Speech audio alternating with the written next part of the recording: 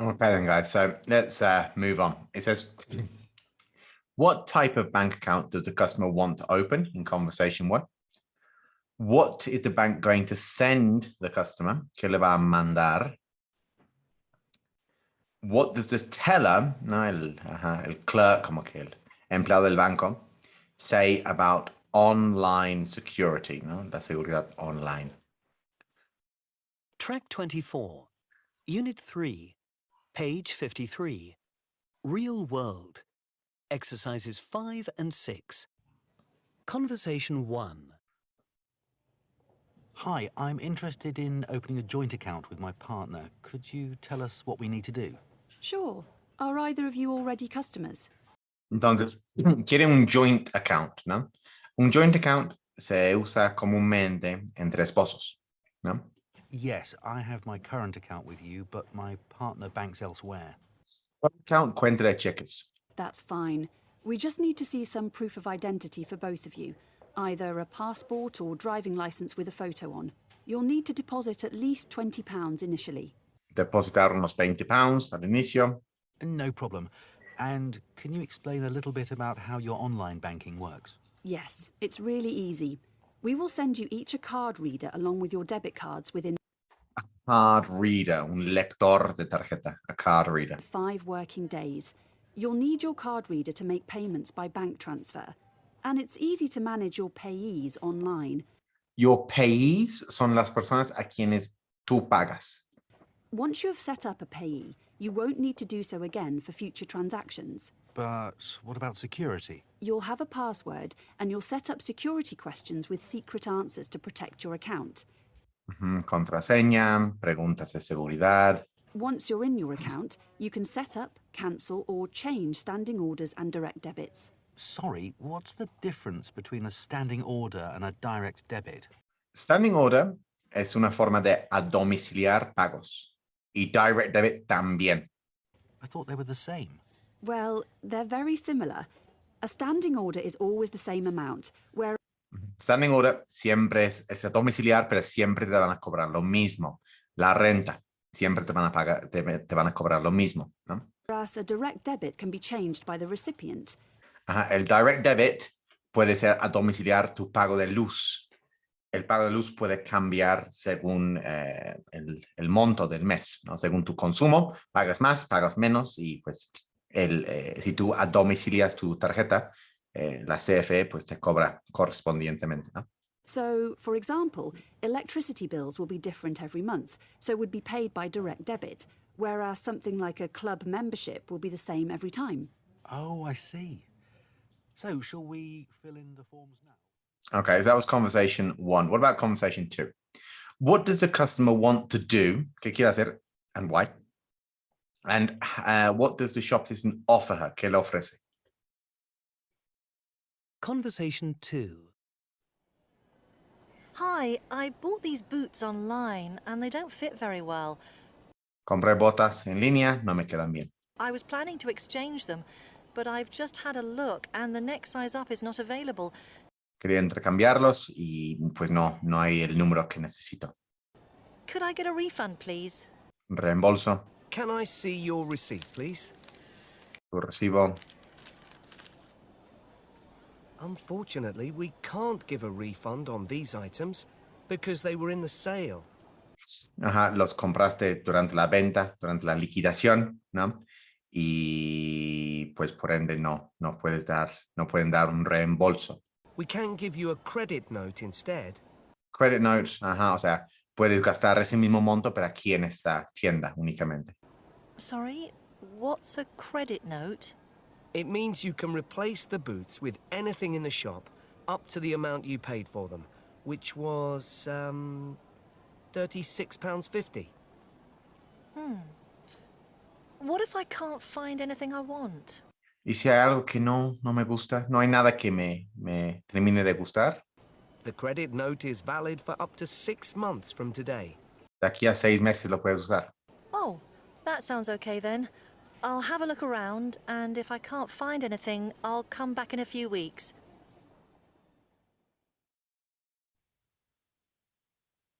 Conversation 3. Pete, I need to borrow some money off you. I'm flat broke. Préstame dinero, estoy en bancarrota. Bancarrota. Flat broke. Sorry, Dominique, but this time I cannot bail you out. Bail you out. No te puedes sacar de este problema. O sea, este ya es tu problema. Bail you out. Okay. 2 seconds.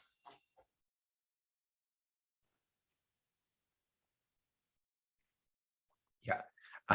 I cannot bail you out. Yeah. Sacar. Bail you out significa cuando tu barco se va llenando de agua porque tiene un agujero y agarras una cubeta y lo sacas el agua, pero se sigue metiendo. Ese es bail you out. Okay. I'm barely getting by myself at the moment. What with I'm barely getting by myself. O sea, yo también estoy batallando, estoy sufriendo. Entonces, pues si estás sufriendo tú, pues no puedes prestar. the course fees being due next month? Course fees, las cuotas, las colegiaturas. I can just about afford to pay those, but then I am pretty much living hand to mouth and Voy a ir al día. O sea, apenas pago la colegiatura y de ahí, ya con la colegiatura pagada, es vivir al día, hand to mouth. till the end of the semester. Then I'm in even deeper trouble. I dipped into the money I put aside for the tuition fees just Apartó cierto dinero para sus tuition fees, para su colegiatura. And she dipped into it. Como que pidió prestado de eso. She dipped into the money I put aside. O sea, lo había apartado y de ahí agarró. to get by. And now To get by para salvarme, como bridge, ¿no? Hacer puente. I don't know where I'm going to find the money. I can't ask Mum and Dad for anything as they've already given us both more than they can afford. Mamá y papá ya nos dieron mucho, más de lo que realmente puedan pagar. And I've maxed out my credit card, so I Ya consumí toda mi línea de crédito. can't use that to get me out of jail. Have Out of jail, salir de esta bronca. you spoken to the bank about extending your overdraft? Que te den más overdraft, que te presten más en el banco. No, not yet. I'm reluctant to get into more debt. Reluctant, como que no quiero. Si lo tengo que hacer, pues lo hago, pero I'm reluctant, como que reluciente. I don't think you have a choice here. It's that or be expelled from the course. Te sacan de la escuela. If you're worried about the debt, perhaps you should consider a part-time job. You know, Un trabajo de medio tiempo. in a bar or restaurant somewhere. They're advertising for someone to work Saturdays in that clothes shop in town, the one next to our favourite coffee shop. But that would mean losing my Saturdays. No voy a disponer del sábado. No voy a poder hacer nada el sábado. I know, but you have to face up to reality. Sooner or later, you are going to have to pay your own way. Pay your own way, o sea, vas a tener que solventar tus gastos. Nadie lo va a hacer por ti. You have sponged off me and Mum and Dad long enough. Sponge off. Yeah, it's like ser una esponja al lado, ¿no? O sea, una esponja consume. Yeah? You have sponged off me and Mum and Dad long enough. No? Okay. All right. So let's have a look at this then, guys. It says you just need to prove some proof of identity or proof of identification. It's proof of identity. Okay. Passcode or password is password. Security questions or safety questions, security questions. We can't give a refund or return a refund. Reembolsar, un reembolso. The credit note is valid. Vigente. Okay. So here she says, I am flat broke. Broke, como que en banca rotísima. Flat broke. And flat broke means no money. Okay. All right. I'm sorry, Monique, but this time I cannot bail you out. I cannot bail you out. No, como que resolverte la vida. No? Tienes que hacerlo tú sola. And it should be here, rescatar esa persona, económicamente hablando. I am pretty much something until the end of the semester. I can't remember. I'll have to check in just a second. I'm pretty much living hand to mouth. See, pretty much living hand to mouth, ¿no? Vivir al día, ir al día, hand to mouth, until the end of the semester. Yeah, just enough money to live on. O sea, ¿quiero ir a tomar un cafecito? No. No, o sea, apenas tienes para tu pasaje y tu comida básico, ¿no? The money, for fees just to get by. So this would be, I dipped into, okay, desacompleté. I dipped into the money I put aside, I think, or I set aside, I'm not sure. I put aside, I set aside, que había apartado, okay?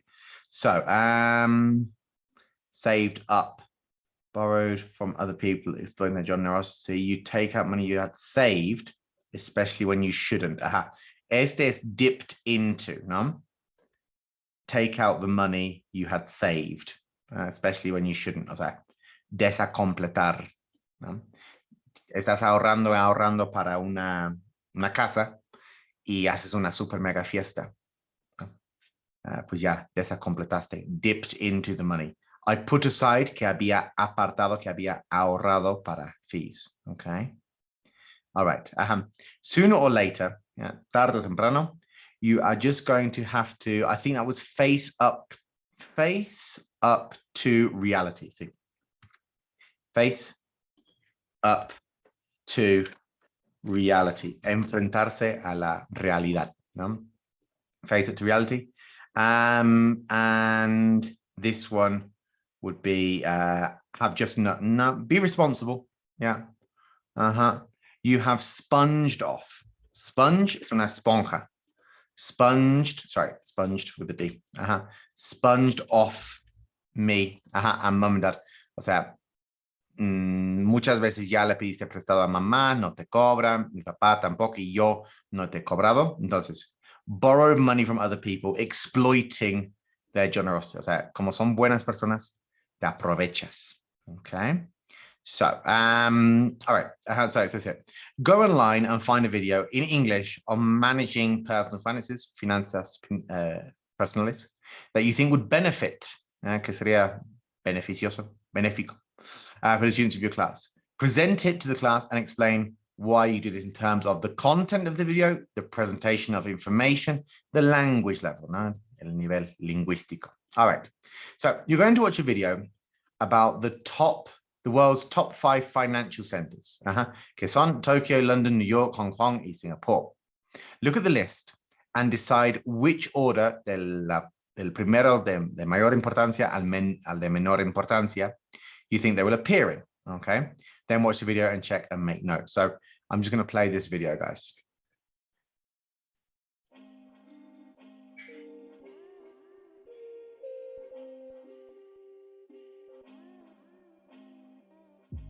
Ever wondered what it takes for a city to become one of the world's leading financial centers? Typically, they need to be home to a large number of wealthy and influential businesses and corporations, have excellent infrastructure and communications, have favorable financial policies from the local or national authorities. Here we reveal, in reverse order, the top 5 financial centers in the world. At number 5, we have Tokyo, Japan, a city with one of the highest standards of living in the world. Known globally for its outstanding transport and communications systems, it's an ideal location for a financial hub. Established on the 15th of May 1878, almost 3,500 companies with a combined value of more than $4 trillion are listed on the Tokyo Stock Exchange. The Nikkei 225 stock average monitors the top 225 companies, which include household names like Toyota, Honda, and Mitsubishi. At number 4, we have Singapore, a city with the distinction of being the world's busiest port. Having few natural resources of its own, Singapore has diversified its economy to include electronics, biomedical sciences, petroleum refining, and mechanical engineering. Remarkably, for such a small country, Singapore has the 37th highest GDP and the 20th largest stock exchange in the world. Its success is largely credited to strict government and a strong work ethic among the population. Coming in at number 3 is yet another Asian city, Hong Kong, whose importance as a financial centre is out of all proportion with its size, boasting the 7th largest stock exchange in the world. Hong Kong's key role is largely due to its history of facilitating trade between China and the rest of the world. The Hang Seng Index records the daily fluctuations of the 33 largest companies in Hong Kong.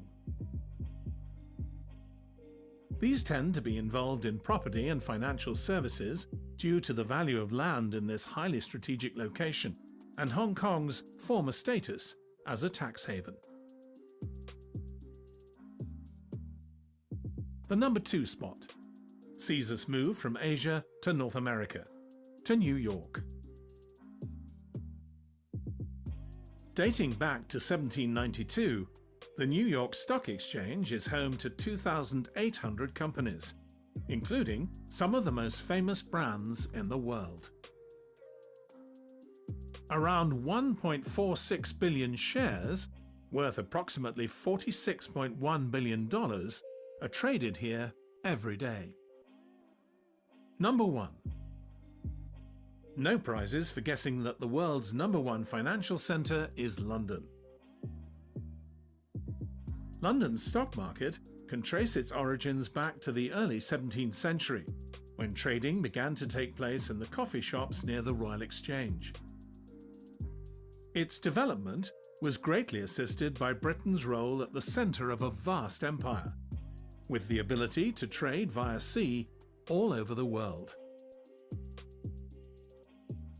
Its location at the centre of time has been another huge asset to London, making it easy to do business with both East and West.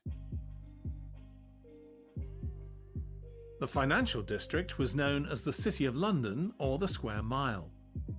Now, however, due to continual growth of the banking sector, it has spread to occupy the areas of Bank and Canary Wharf as well.